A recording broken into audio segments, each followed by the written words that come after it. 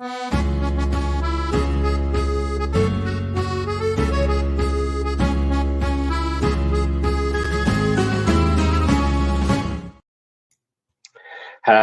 everybody, Mariner here and welcome to Net That Haul and the Gameweek 5 Matchup Review Show.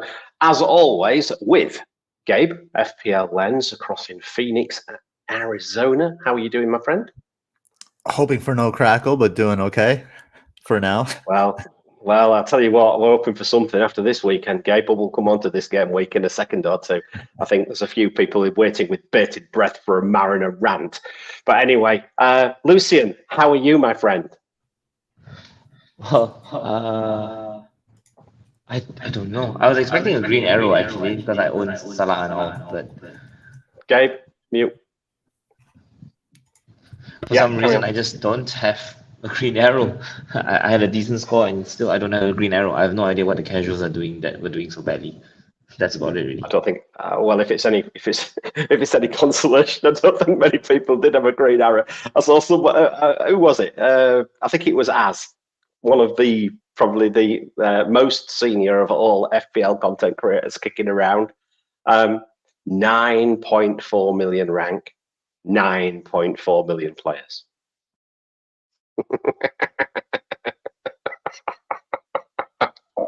I haven't looked at mine, Gabe. I'm doing exactly what you said. I am not looking at my rank. I am not looking. I am in a good mood for other reasons, but I am not looking at my rank. Anyway, not to worry. Let's.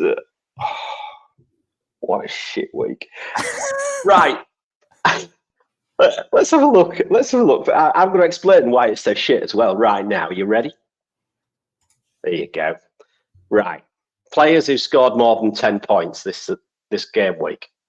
Bernardo, 13. Trossard, 11. Robertson, 11. Douglas Lewis, 10. Neto, nearly nettoed that haul, 10. Gross, 10. Sanchez, 10. Salah, the only player owned by more than 10% of players, 10 points. Hudson-Odoi, 10. Harmer, 10. Kulusevski, Gabe's nemesis, who he hates, 10. In fact, that's typical. I think that sums it up, Gabe. The only player to get 10 points from Spurs is Kulusevski. I think Spurs is enacting its revenge for all the bias I've had against Spurs for the past several years. I think they are. We're going to get on to the Wolves and Liverpool game. We're going to bring you straight in, Lucian, on Wolves against Liverpool any second. But I'm just going to start off with this one because, of course, my team, my FPL team, is definitely not doing this season. It is not nettoing that haul. But that's its name, Netto that haul. And I have to say, I was very impressed with the gentleman on the screen, Neto. I thought he was excellent. We called him out, but we called him out as a provider, which he turned out he was, albeit for headers. But no, good start, because I'll tell you what, he made Joe Gomez look like a wheelie bin. It was very funny. I thought it was hilarious. Yeah, looked like a wheelie bin. He made a lot of people look bad, didn't he, that day? He really did. He looked fine. And I was amazed he never went on hold in the second half, quite frankly. I think that shows how Liverpool were much better. Anyway, Lucian, I'll come to you. Gabe, if you wouldn't mind just muting out, just so that we lose this echo. Right, Lucian, Wolves against Liverpool. Over to you, my friend. Well, it's a pretty straightforward game plan for Liverpool, isn't it? I think what everyone's curious about is the role of Matheus Cunha. But I'm going to go straight to the slides, right? I think you've already touched on Neto against the right back, whether it be TAA or Gomez in the future. But we talk about who is at the end of those crosses, right? And Cunha, unfortunately, is just not a target man. He did a lot of link-up play, creating space so that Neto can actually dribble at Joe Gomez, right? And the biggest benefactor would be whoever played on the right wing. It was Hwang in the first half, and they basically ran out of target men in the second half because Fabio Silva did a dire job. But more important was actually Luis Diaz's impact when he came off the bench. Because for some weird reason, Liverpool did not operate with any wingers in the first half at all. So when he brought Luis Diaz on, he did not become a winger. we all keep talking about how Luis Diaz is meant to finish the chances that Salah creates. Unfortunately, this time Luis Diaz was actually provider, and it came down to Darwin's finishing on the day, which, there was that one big save by Sarr, right? And beyond that, well, I guess fortunately enough, everyone else did finish pretty well, and that's how it ended. Yeah, which idiot put Darwin Núñez on one of our thumbnails last week, Gabe? I can, it wasn't this idiot, Mariner. It was another idiot. I know it wasn't. Just fix your crack. I'm just going to bring the rest in whilst we're doing it. At NetxG, Liverpool had 1.97, Wolves 1.55. So let's just look at that from that basis, right? And my fixture difficulty didn't really fancy it, but I think Liverpool are looking a bit better away from home, Gabe. To be honest with you, how are you doing with your sound? Check. Yeah, it's okay. Okay. It was interesting to see Luis Diaz, because Luis Diaz had been on the end of a lot of Liverpool's chances up until this past game week, and I don't know if introducing Darwin into the equation, Salah is playing more centrally, it seems, as well. So it's like Darwin and Salah together, and does that dynamic bring Luis Diaz? Does it make him play in a deeper role? Before this game against Wolves, I was considering Luis Diaz as a possible Salah alternative. But if we see this kind of dynamic repeat itself, I don't think there is a Salah alternative. That's what I'm worried about as well. I have to say, as a previous owner of Salah this year, and then spreading the funds to try and lump on Chelsea, which enough said about that. We will move on. But yes, anyway, 3-1. We didn't see it, not quite. We did see the idea of Neto having a bit of fun, and it did. Let's keep going then. Aston Villa against Crystal Palace. What happened in this one? Well, here's one for you, boys. I want to bring in. There's a lot of late goals coming up. And we said pre-season, don't worry about these extra 5, 6, 7, 8 minutes. And I was thinking to myself this week, you bunch of bastards. Honestly, I said it in pre-season. I was absolutely bloody convinced that there would be loads of late goals. And so far, what's happening? I was sat there watching my rank hemorrhage between about my minute 90 and a minute 115. Oh no, 105, not 115. It was 25-minute stoppages. 105, Gabe. Where do we go with this one? We'll come on to that one. I think we'll bring that topic up tomorrow. Late goals. Remember that. We'll remember that. On this fixture, though, Lucian, Watkins got his assist again. Still hasn't scored this season, by the way, people, if you're not aware of that. But Aston Villa 1.71 NetxG, Gabe. We thought that was the case. My fixture difficulty didn't see it either. But Lucian, over to you.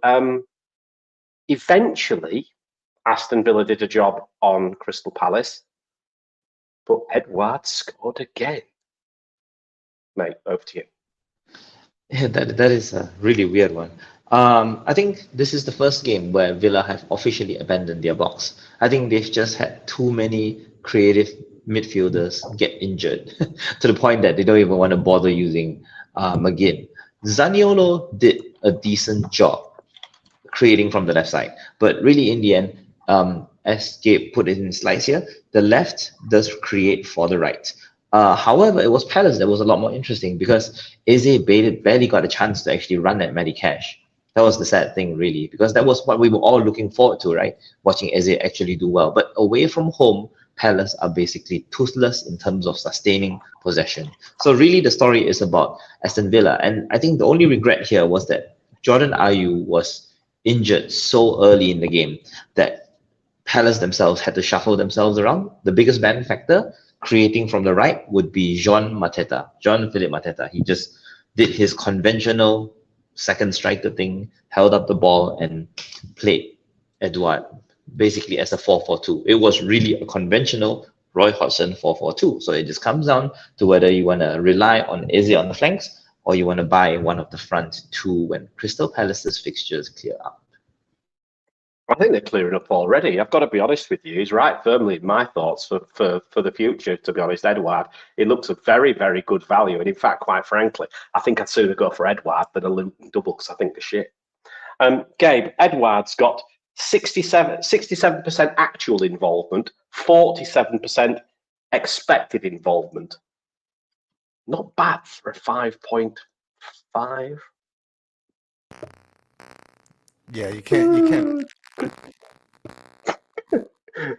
You're still crackly. I mean, look, personally, I mean, just try and sort it out. But Lucian, just coming back to you, do you see Edouard as? I mean, I think he's great value. I've got to be honest. I think he's really good value at that price. And I mean, the fixtures are turning in the right way, right? What we got? Read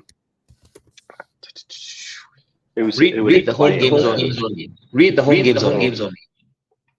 Yeah, anyway, we've got Fulham at home, then Forest at home, then Spurs at home, then Everton at home. That's in the next 6 weeks. I quite like I mean, yeah. Who doesn't, right? Oh, yeah, we've got some real problems with the sound, boys. Real big problems. We're echoing all over. I'm sorry about this, everybody. I mean, Gabe's muted, so I can continue to speak now. Yeah, just try and carry on. Yeah. But yeah, home Fulham, home Forest, home Spurs, home Everton. So and then away at a leaky Manchester United, away at Newcastle, away at Burnley. Not bad fixtures, really. I mean, Newcastle's tough. I think the biggest thing about Crystal Palace, especially if you want to have one of their attackers at home, right, is whether you want to buy the creative guy or you want to buy the finisher. So right now, I think everyone who's watched the highlights would definitely recognize that Edouard's finish massively owed to Emi Martinez slipping over. So, you know, on a different day, Edouard could have basically had nothing because that was pretty much the only chance that Edouard got. I mean, you're looking at home games and you know, you're asking yourself the same question: do I want an Eze or do I want an Edouard? Because it's very unlikely that we get both, right? So, I would say that at home, when the crowd is backing a dribbler to actually take on the player, you definitely see Eze shine a lot more at home, at least compared to Edouard. Yeah, I mean, don't disagree. As I say, I just look at it as the value, and maybe there's a spot for him. In most people's teams right now, and I think people are looking at the double game week of Luton. I don't know if I'd be looking at Foster from Burnley rather than Luton Morris, but there's another story. Gabe, I'm not sure how your sound is now. Do you want to come back and just give it a test?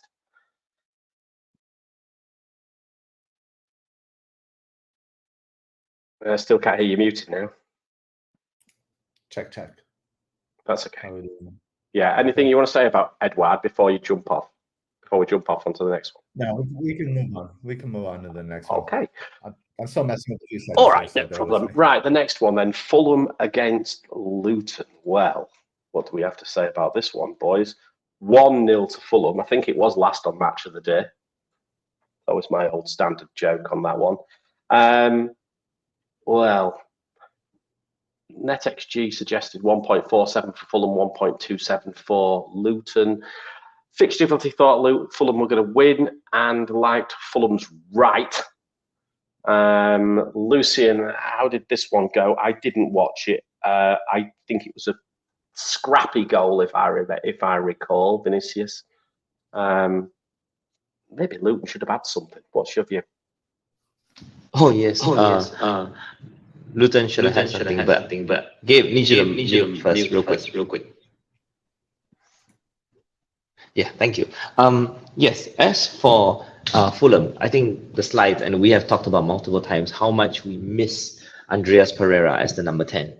That has not come back at all. Andreas Pereira is firmly sitting in central midfield. But the good news is that one of Fulham's new signings came on and he actually pushed Andres Pereira a lot further forward.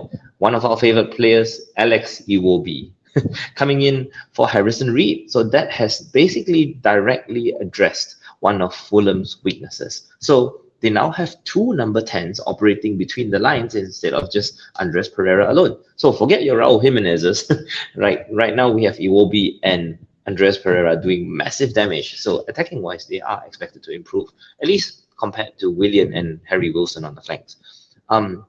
It's fun though to watch Fulham play now because they are equally terrible on the flanks. Luton basically went past their fullbacks like hot knife through butter. And yeah, Carlton Morris had a few chances outside.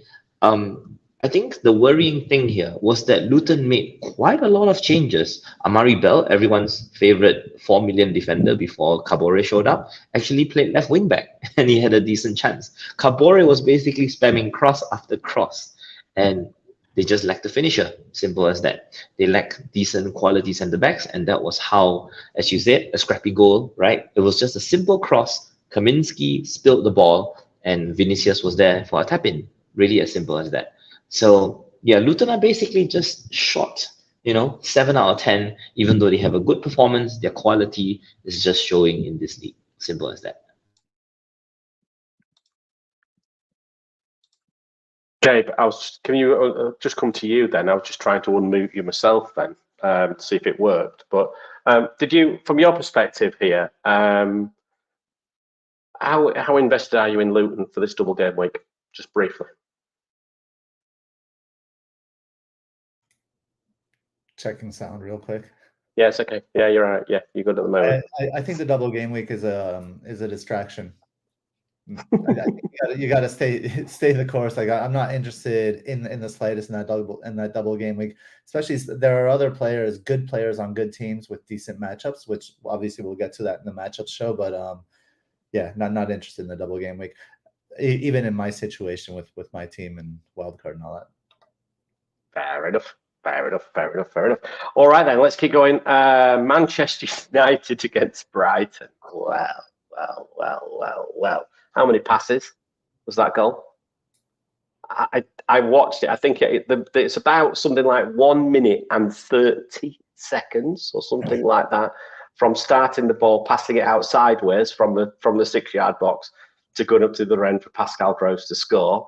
The clips of people doing the watch-alongs of Manchester United are absolutely hilarious if you're not a Manchester United fan. But I'm just going to cover the game itself rather than just wax lyrical about everybody else's misfortune. Manchester United 1.73 NetxG. It fancied them against Brighton. Brighton away from home have not necessarily been doing that well this season. Manchester United's fixture difficulty as well, +5. I really liked them. The game itself, Manchester United were bloody awful. Although saying that, how many returns could on another day? I still say Rashford could have had a bloody hatful. So, Lucian, coming back to you, tell us about this one. Okay, I'm just going to test for echo first, and I hear the echo loud and clear. All right, thanks, Gabe. Right, so I think we have to recognize that both sides had massive changes, some of it due to Prison FC, some of it due to Brighton doing, what's this? Is it the De Zerbi roulette now, or does he have a different name for it? Because when Tuchel did his rotations, they called it Tuchel Tombola.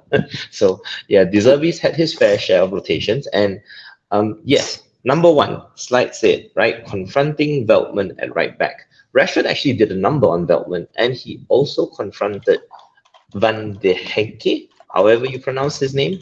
So yes, fair play to Rashford. He did fantastically. Bruno, however, did the whole sulking thing where he dropped into deep midfield, pretty much alongside Casemiro at times. And once again, it was Eriksen that was star of the show.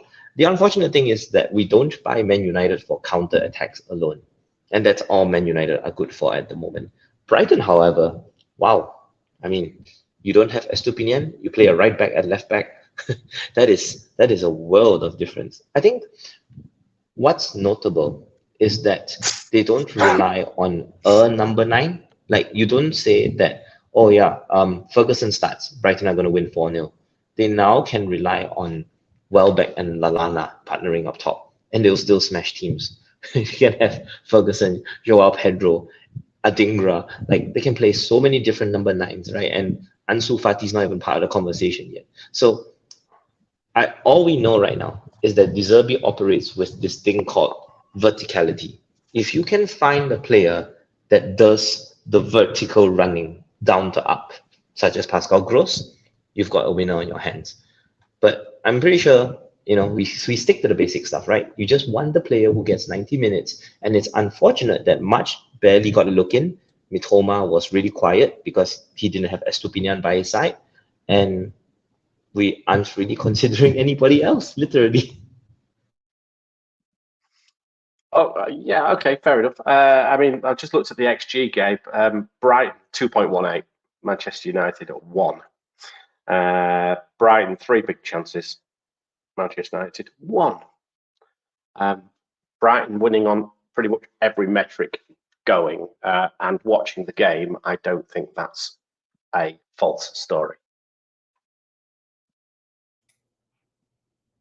Check. Yeah, you're okay for now. We'll keep going. We're going to fix this one way or the other, and we're going to try and resolve this back next week if we can. I mean, yeah, it basically flip the stats around in this one, and then that accounts for Eric Tenfrod's tactical disaster class. more on that tomorrow. Okay, excellent. Right. Tottenham, Sheffield United. Well, now here we go then. Now, there's another game which I think took a lot of people by surprise, hence my views about late goals, and not least the fact that the person who was involved was probably the two people who were involved, probably the least people we expected to be involved. That was Richarlison and also Kulusevski. But yeah, it finished 2-1, Lucian. Spurs NetxG said 2.1, Sheffield United 1.21, my fixture difficulty 2.4 against -0.8. I think Gabe would probably say he went for 2-1 here. I think I would probably have gone for 2-0 if that was odd, something like that from my sort of predictions. What it did like, Lucian, is it liked Spurs left. In fact, it liked Spurs flanks a bit more. It really fancied shots in box. Over to you. Right. Well, with the slides, I'm going to start there. Half space operators. Sarr and Yves Bissouma had the biggest chances of the first half. I think the highlights were good enough to show that. So at the moment, yes, when you face a deep block, the late runners are going to benefit. So it was just unfortunate that neither Sarr nor Bissouma finished their big chances early on. Had they taken the lead really, really early on, we wouldn't have needed to wait for 8 minutes into the stoppage time of the second half to see something, right? I think we can also be a little bit smug about Sheffield United's numbers being boosted by Cameron Archer's presence, because we have an actual benefactor. It's not Gustavo Hammer. We're not going to rely on his worldies. It's actually James McAtee. James McAtee, I think, played a prominent part in Sheffield United's promotion to the Premier League. And yeah, the boy has continued his usual late runs from midfield. So I think if we want an enabler midfielder instead of an enabler attacker, McAtee should be first name on the list, if not Papa Matassa himself. Yeah, I don't think there are any other points in this slides left to talk about besides the miracle that is James Maddison. But I'll leave, to Gabe and you to talk about that. The enigma. Do you mean the enigma that is James Maddison? And so the moment that Marinus brings James Maddison into his team, he blanks. I did manage to avoid the Son pick, the old movement towards Son, which a lot of people went for. But to be quite honest, Gabe, and this is about the only rant I'm going to have this week. What is going on with VAR? I'm done with it. I'm so done. That was a stonewall bloody penalty.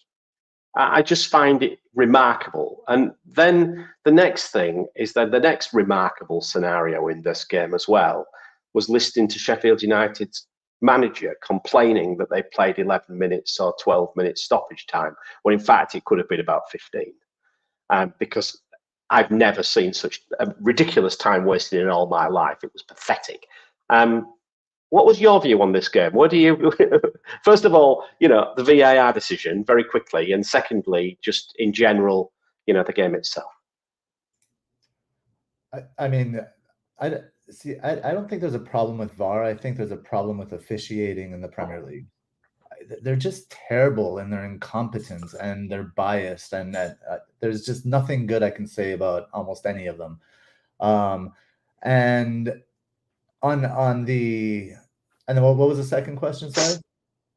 No, just in general, the game. I mean, obviously there was a massive amount of injury time, or stoppage time, probably due to the massive amount of time wasting which was going on, which, quite frankly, was probably some of the worst I've ever seen. I have no problem with time wasting. Oh, it's part of the game. I have a problem with it when I'm watching a game, because I think I don't. I mean, I know you're going to get the minutes, but I tell you what, I don't have the problem. Lucian's disappeared now. Maybe he's sick of us time wasting. But no, from my side, but I look at it this way. Okay, time waste, but don't complain if you get it added on. Well, I mean, that's the manager complaining at the end, like whatever. You can't change, like whatever the manager says. I don't know. That's irrelevant. I don't even listen to the manager press conferences. But if you're playing against a team that is by all measures ranked, higher than you are, and you're winning, then waste time. You're gonna try. It's your job. You're gonna try, are you? Yeah. Okay. All right, fair enough. All right. Right, yes, and James Maddison blanked. Lovely. Fantastic. Thanks to VAR. Or lack of it, maybe. Right, here's one for you, boys. West Ham against Manchester City. Manchester City lose their clean sheet again. This time a lot earlier than normal. But it tends to be a bit earlier than it. And James Ward-Prowse, again, is involved in pretty much everything West Ham do at the moment. But I'm just going to give you some stats for this game. Manchester City's XG, 4.87. 4.87. 8 big chances, of which 6 fell too early in Haaland. I didn't catch him. I dodged him. Huge bullet here, boys. As much as I complained about the fact I scored 30 points this week, I could have been, oh my God, it could have been a disaster, an unmitigated disaster. I think the moral of the story is back the Rhino in future. I think just back him and just go with the flow.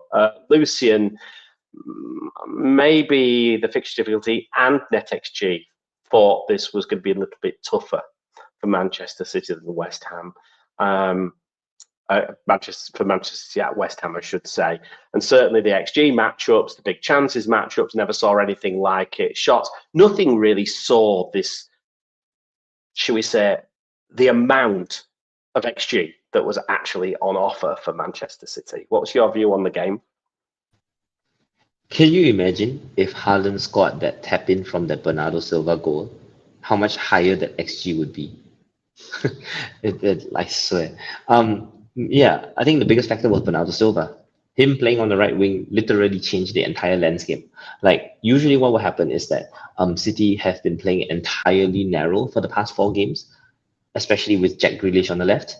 And now with Doku on the left, it seems that they're going wide, like really, really wide on the left. And to maintain the width on the right side, they push Kyle Walker really high up. I think Kyle Walker owners would have felt really sore about this, because there was this one massive chance, I think, in the 80th minute that Haaland missed that one he absolutely should have scored, among all the other big chances.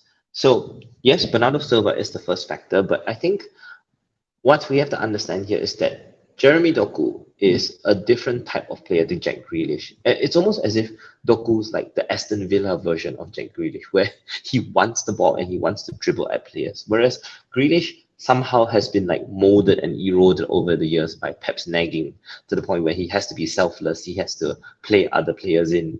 And I think, yeah, Doku's gonna, as I quote one of Gabe's favorite words, cannibalize some of the other forwards' chances. And I feel that this is where Foden's time officially ends.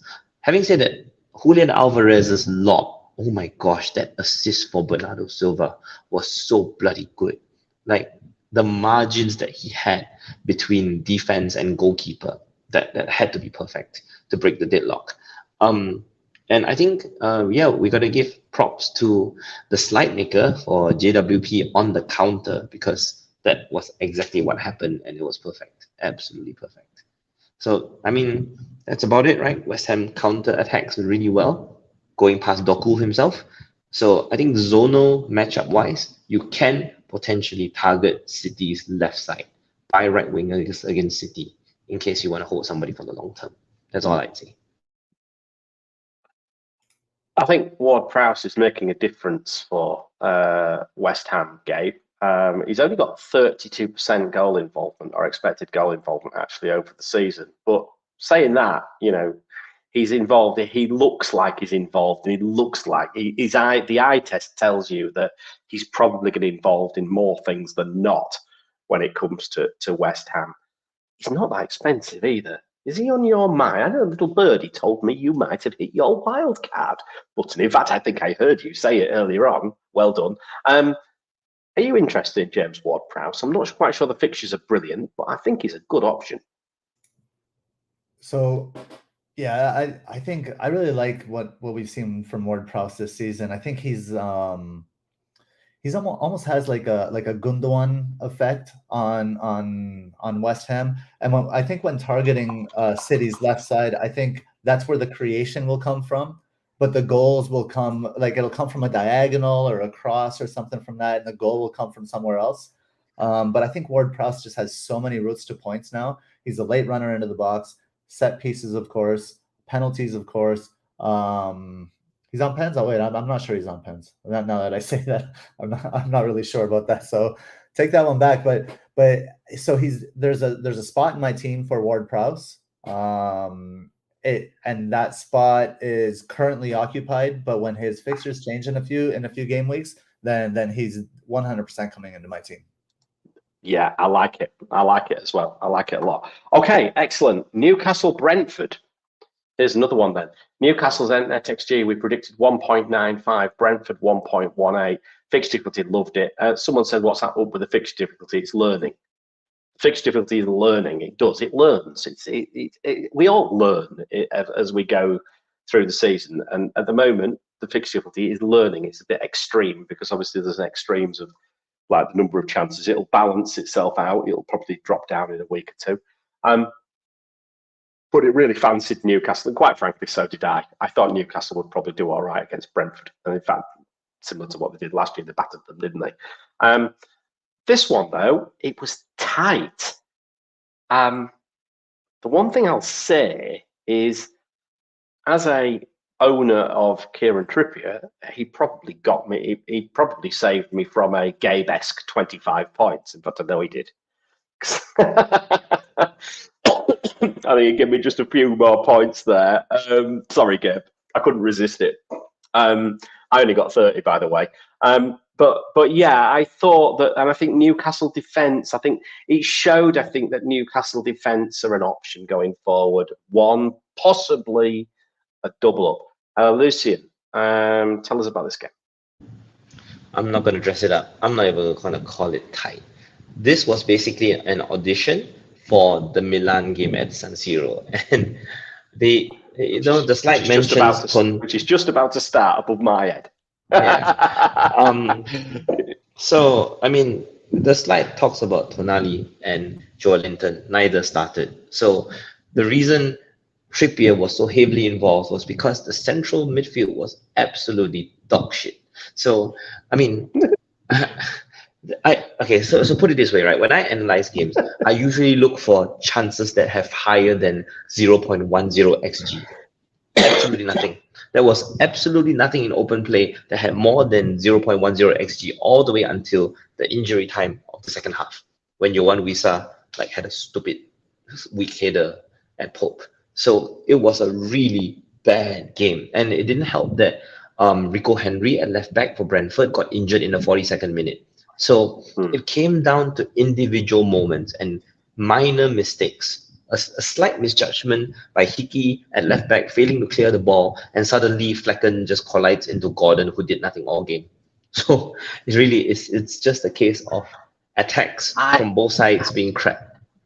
And I've got to be honest. And another one, right? that was a soft penalty to me, super soft, and it wasn't looked at, or if it was, it wasn't looked at in any length of time. Very, very odd. And my clean sheet went as a result because I had flaken.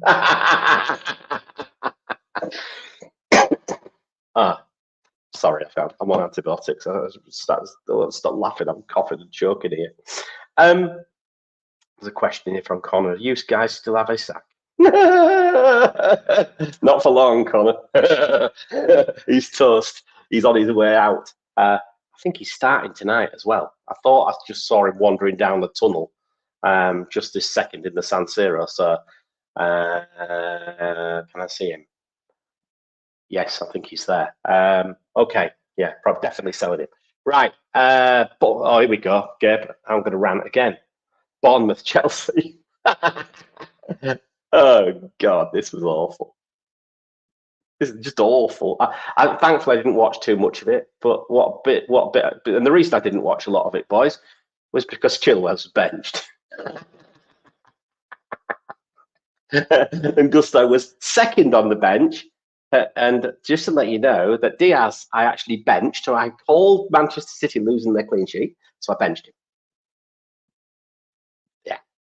Who was second bench? Gusto. Thank you, Ben Chilwell. Thank you, Poch, bringing him on for a little run at the end.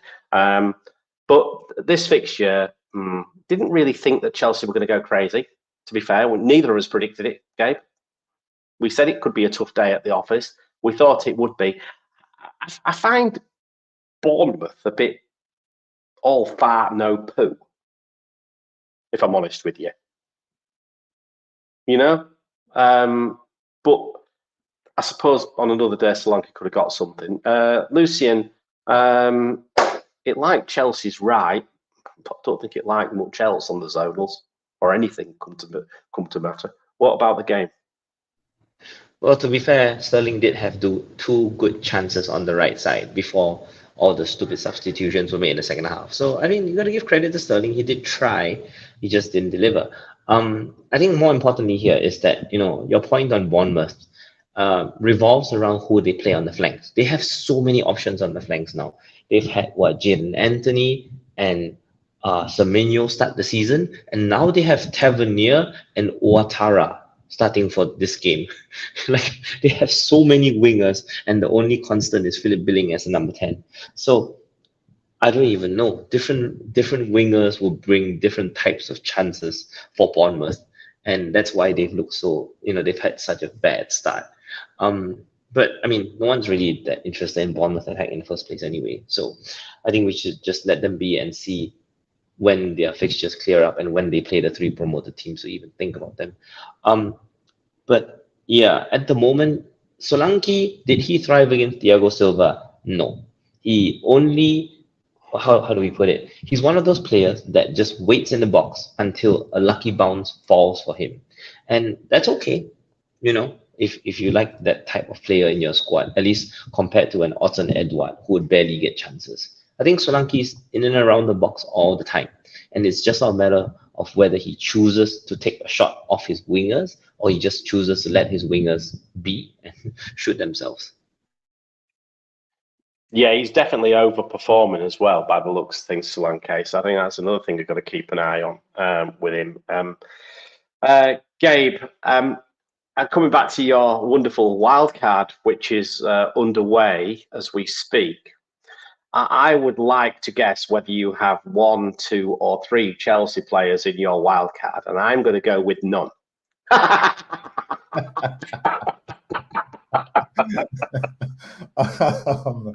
Well, you're absolutely right.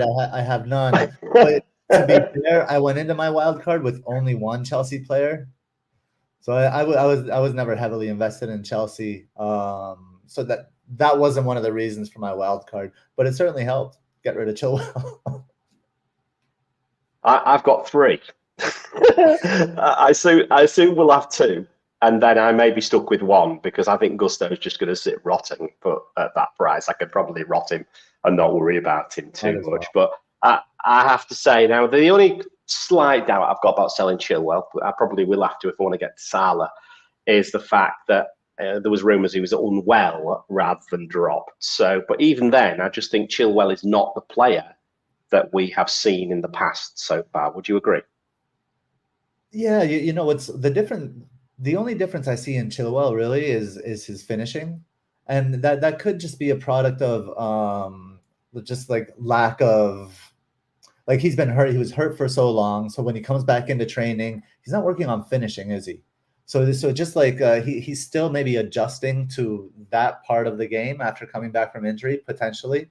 But everything else, I mean, I don't think Chilwell's spot is necessarily in doubt per se. The one thing I think he has going against him is if his defensive responsibilities are taken away from him, then like if he wants someone else back there, I think Colwill played right on the left side. If he only sees Chilwell as a winger, it's great that he's out of position, but it's not great that his roles are limited, so he may see less playing time given certain tactical setups. But again, Chelsea is just like a fire sale, right? Jackson is just so bad.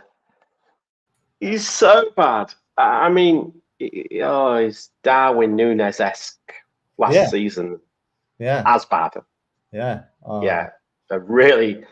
Yeah. I mean, his individual numbers for his XG. Well, I was looking at this earlier for the season. What was it? I think it was something ridiculous. Jackson. Where is it? His XG for a player. Here we go. Hang on a second. I'll soon tell you because I thought I could get it. He's third for XG from individual players over the season. Have a guess who's first. That's obvious. Have a guess who's second. Who do you think's second for XG across all players? Darwin. Come on. No, it's not. It's Posto, the Mbumabile at 3.41, and then Jackson 3.18. So Haaland 7.03, then 3.41, then 3.18, and Edouard fourth with 3.1. Oh, gentlemen. And without pens. Without pens. That's non-pens. Yes. Not the tip for Mbomo. Yeah, that's really knocked my headphones off getting so excited about Edouard then. Somebody please click that. Getting so excited about it. Right, okay. Anyway, I need to be excited because I need to wake you up from this bloody snorefest, which was Everton against Arsenal. God, it was bloody boring. It was awful. What a bloody awful game that was. And in fact, I think NetxG and the Fixture Difficulty saw it was going to be bloody rubbish as well. Although we've got a mistake on the slide, but anyway, who cares? That's not unusual for us. Lucian, how do I summarize this one? The actual XG for this game totaled about 0.6. No, totaled 1 in total, actually. Sorry, I should say. Arsenal 0.78, Everton 0.21, no big chances, 4 shots in the box. Everton look very, very, very poor. Arsenal away from home looked like Arsenal away from home. Lucy, over to you. There is this gambling secret that says that if the away side scores in the first half, that you get more than 2.5 goals across 90 minutes. If that Martinelli goal was not called for offside, I'm pretty sure the game would have ended 2-2 instead of 3-1. Unfortunately, it did not get allowed. So yes, the game was basically it was as boring as Dwight McNeil, who was the biggest difference in this side. Because we talked about Danjuma taking on Ben White or Thomas Partey, right? And in the end, Dwight McNeil started on the left flank. Whoop-de-doo. I mean, we also tried to predict Martinelli having a field day against Patterson. And, well, to start with, Patterson didn't even start, right? They had put Ashley Young at right back. And then, Martinelli still had a field day against Ashley Young, and then he got injured so quickly that, well, that's how a lot of us got such bad scores, right, this week. I think the classic cliche, I believe they were saying there were a number of content creators that said that Arsenal barely win at Everton, right, over the last couple of years. And so this was one of those stubborn games that favored Odegaard, that, who usually grows into games. And it wasn't surprising that, it was Odegaard that played in Saka to set up the winner for, who was it? I don't even remember. Oh, yes, Trossard. So everything operates down the right side yet again, because we know that when Arsenal are in trouble, Odegaard bails them out from the right side. So as long as you can predict if Arsenal are going to have a hard time, yeah, buy Odegaard. Otherwise, stick to Bukayo Saka's and your Martinelli's and whatnot. Simple as that. Fair enough. I'm not sure how many people own Aaron Ramsdale, but I was imagining there'll be a few people selling Aaron Ramsdale after this week, Gabe. I think, quite frankly, I can't work out which goalkeeper I would want now, so I think that's dead in the water for me. Arsenal just doing Arsenal things, though. Clean sheet. They're starting to. I think I would say they ground this one out. What would you say? And just one other point, which I'm going to come to you as well. Trossard. Martinelli injured. I don't know how long for. I think that might be something to keep an eye on, because that was a very good finish. Yeah, it was a great finish, but I gotta say, I don't enjoy watching Arsenal. I don't feel like they're free flowing. I don't feel like they're very creative. I don't feel like I feel like they had trouble penetrating. So I don't know. I'm just like I think Trossard, yeah, he's probably a good value replacement, something like that. But yeah, I think I think there's just more upside elsewhere. I think Arsenal has a lot of stable players. I think Saka is obvious one of those players that will tick along all season, independent of fixture. But the rest of them, for me, the upside is not big enough to deal with the inconsistency, I think I would say. I mean, for me, I'm probably just going to stick with Saka, and that'll do, quite frankly. He's on penalties, or should be.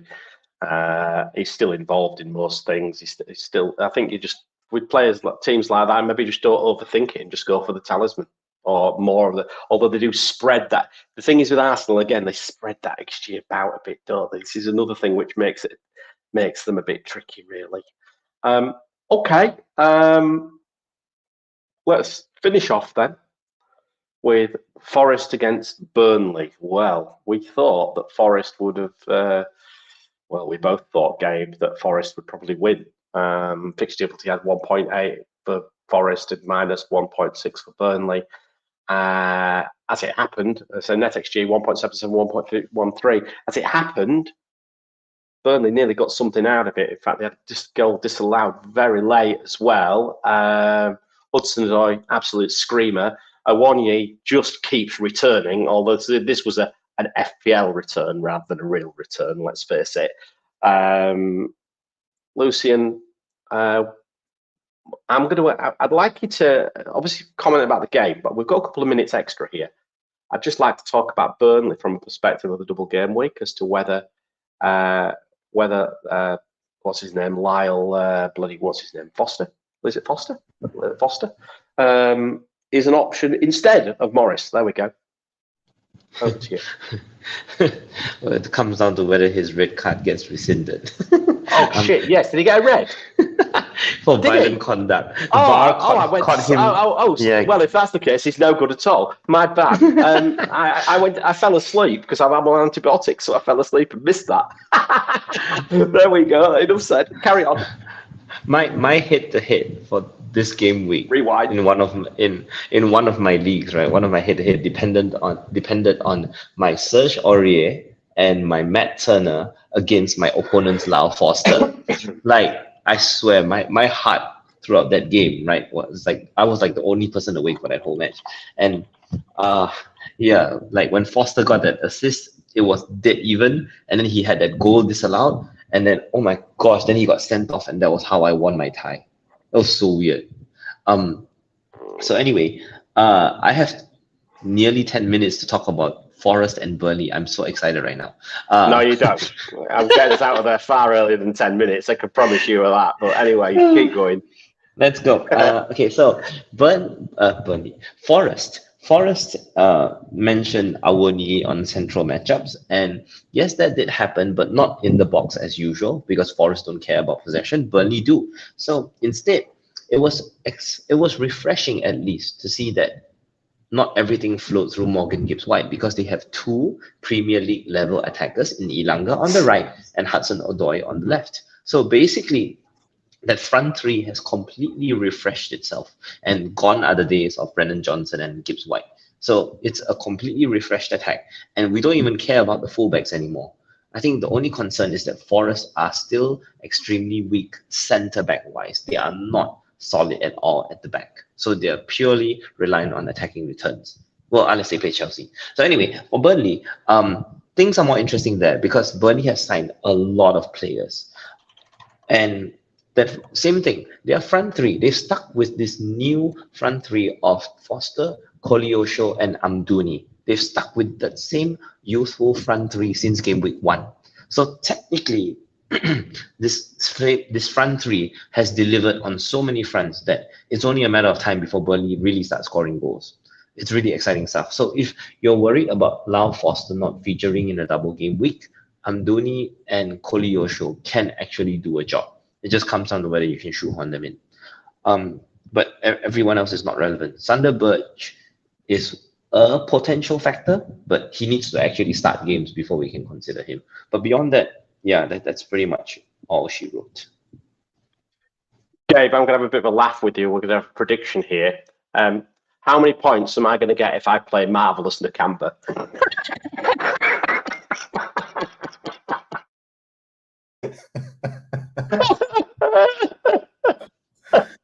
Come on. Just do it. Just come on. How many points are we going to get? I mean, look, I should get 2 appearance points times 2. That's 4, right? 4. Not that way. 4. Right. Right. Probably a yellow card in each game. That makes it 2.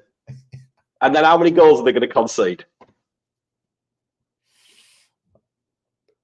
Yeah. You'll be lucky to get 0. You'll be lucky to get 0 points. All right, I will. All right, you're right. I'm not going to play him. I think I'll put him on the bench.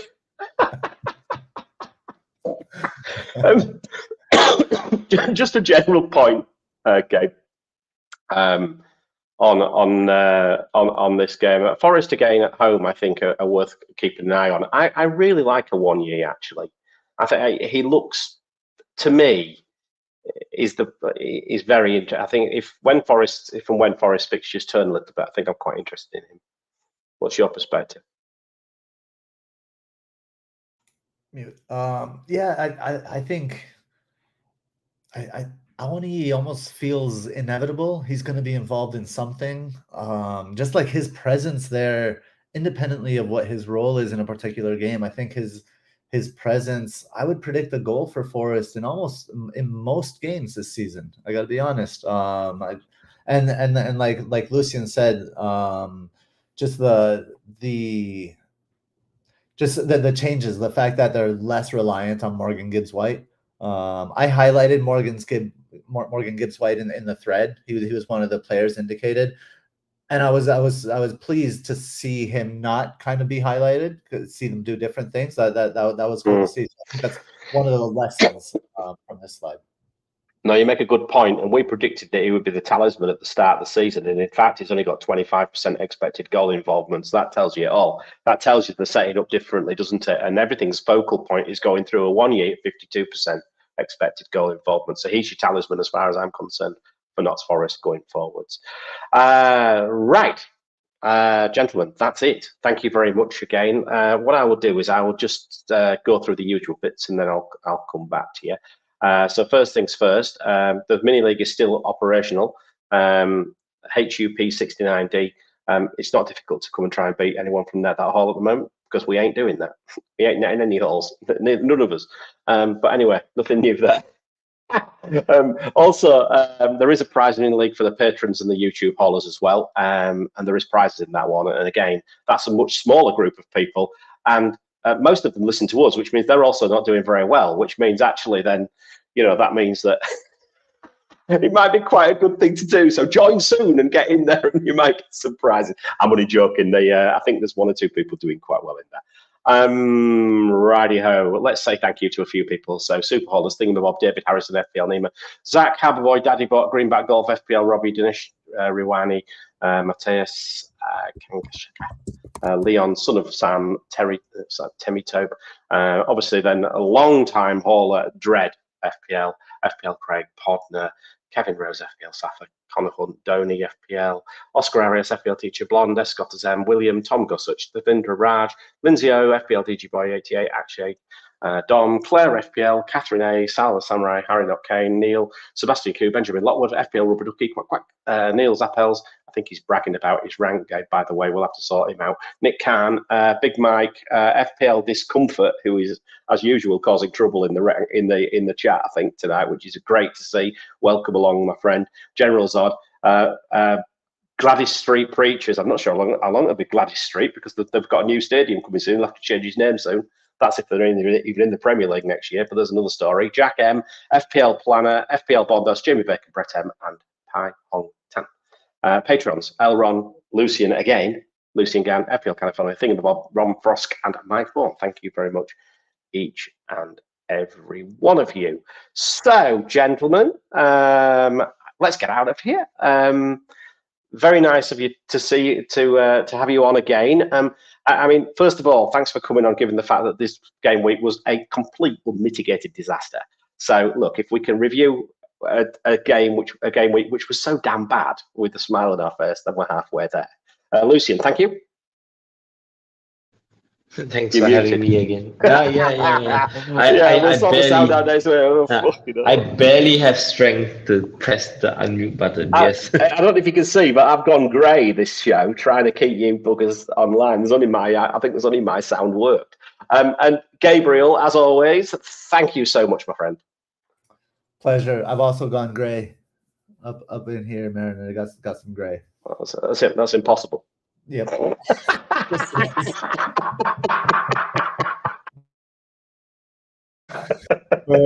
was a pleasure. Listen, thank you. Thank you for the review. I mean, the time. Yeah, absolutely. All right, then. Anyway, I'll get us out of here, and we'll see you tomorrow for the matchup show. I think it's tomorrow, is it? Tomorrow morning.